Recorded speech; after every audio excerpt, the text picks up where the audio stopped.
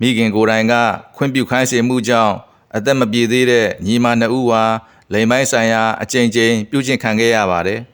။နေပြည်တော်ပုဗ္ဗသီရိမြို့နယ်တပင်ရွှေထီရပ်ကွက်မှာမိခင်ဖြစ်သူကိုယ်တိုင်ကခွင့်ပြုခိုင်းစေမှုကြောင့်အသက်မပြည့်သေးတဲ့အမျိုးသမီးကလေးငယ်နှစ်ဦးဟာမိခင်ရည်စားရဲ့လိမ်ပိုင်းဆိုင်ရာအကြိမ်ကြိမ်ပြုကျင့်မှုကိုခံခဲ့ရတယ်လို့စုံစမ်းသိရှိရပါတယ်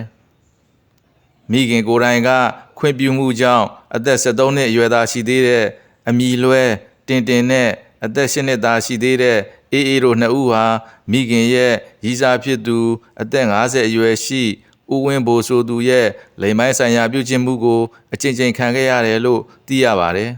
။အကြီးမဖြစ်သူတင်တင်ဟာသူမရဲ့မိခင်ဖြစ်သူနေထိုင်ရာနေပြည်တော်ပုဗ္ဗသီရိမြို့နယ်တပင်ရွှေထီရပ်ကွက်နေအိမ်မှာရှိနေစဉ်ဦးဝင်းဘိုဟာသူမနဲ့အတူဆက်ဆံရန်မိခင်ဖြစ်သူထံခွင့်တောင်းခဲ့ရာမိခင်ဖြစ်သူမှ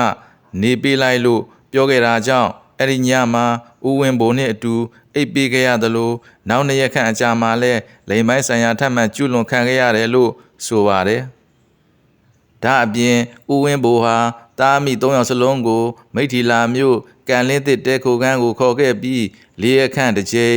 10ရက်ခန့်တစ်ကြိမ်2ကြိမ်တိုင်တွားရောက်ခဲ့ရကလိမ်ပိုင်းဆိုင်ရာထပ်မံကျူးလွန်ခံခဲ့ရတယ်လို့ဆိုပါတယ်။ဒီနောက်ပိုင်းတက်ကုန်းမြို့ရဲတကွန်နှင့်တဲခိုခန်းမှာလည်း9ရက်ခန့်တစ်ကြိမ်တရင်ကျွတ်ကျောင်း10ရက်ပိတ်ချိန်မှာတစ်ကြိမ်2ကြိမ်တိုင်တွားနေခဲ့ရပြီးလိမ်ပိုင်းဆိုင်ရာအကြိမ်ကြိမ်ကျူးလွန်ခံခဲ့ရတယ်လို့ဆိုပါတယ်။အလားတူအငယ်မလေးဖြစ်သူအမည်လွဲအေးအေး8နှစ်ကိုလည်းတပင်ရွှေထီရပ်ကွက်ရှိနေအိမ်မှာ၎င်းမိထီလာမြို့ကန်လင်းသစ်တဲခိုခန်းမှာလည်းဖုံးကြည့်နေစဉ်ဦးဝင်းဘိုကပစိုးနဲ့လက်တစ်ဖက်ကိုချီနှောင်ပြီးပါဇက်ကိုလည်းအင်ဂျီဖြင့်ပိတ်ဆို့ကာ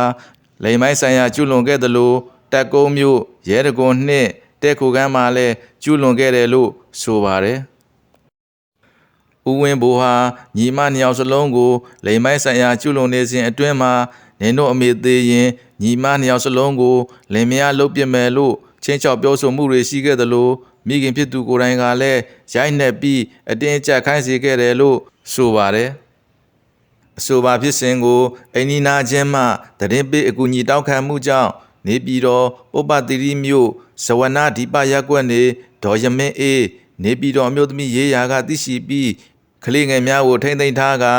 မိခင်ဖြစ်သူကိုလည်းရက်ကွက်အုပ်ချုပ်ရေးမှူးရုံးမှတဆင့်ဆင့်ခေါ်ပြီးအသိပေးခဲ့တယ်လို့သိရပါတယ်။မိခင်ဖြစ်သူရဲ့ထွက်ဆိုချက်အရတက်ကုန်းမြို့ရဲတကွန်နှင့်တဲခိုခန်းမှာ2ရက်ကျော်ခန့်တဲခိုခဲ့ပြီးဦးဝင်းဘိုနဲ့တွေ့ဆုံခဲ့ကြပေမဲ့သမီး2ဦးဟာသူမရဲ့မျက်စိအောင်မှာပဲအမျက်ရှိနေခဲ့ကြောင်းနဲ့လိမ်မိုက်ဆိုင်ရာကျူးလွန်မှုပြဿနာတွေမရှိခဲ့ကြောင်းထွက်ဆိုခဲ့တယ်လို့သိရပါတယ်။လိမ်မိုက်ဆိုင်ရာကျူးလွန်သူဦးဝင်းဘိုကိုနေပြည်တော်အမျိုးသမီးရေးရာမှဒေါ်ရမင်းအေးကတက်ကုန်းမြို့မှရက်စကန်မှာအမှုဖွင့်ထားတယ်လို့သိရပါတယ်။နစ်နာသူတင်တင်နဲ့အေးအေးတို့ရဲ့မိခင်ဟာရခင်ကလည်းအိမ်အောင်20ရှိခဲ့ဘူးပြီးပထမအိမ်အောင်နဲ့တင်တင်ကိုရရှိခဲ့သလိုဒုတိယအိမ်အောင်နဲ့အေးအေးကိုရရှိခဲ့တာဖြစ်တယ်လို့သိရပါတယ်။တင်တင်နဲ့အေးအေးတို့ရဲ့မိခင်ဟာသူမရဲ့ရည်စားပြစ်မှုကျူးလွန်သူဦးဝင်းဘိုအချုပ်ထဲရောက်ရှိနေစဉ်လာရောက်တွေ့ဆုံခဲ့ပေမဲ့လက်ရှိမှာတော့သူမကိုပါအမှုဖွင့်ထားတာကြောင့်ထွက်ပြေးတင်းရှောင်နေတယ်လို့သိရပါတယ်။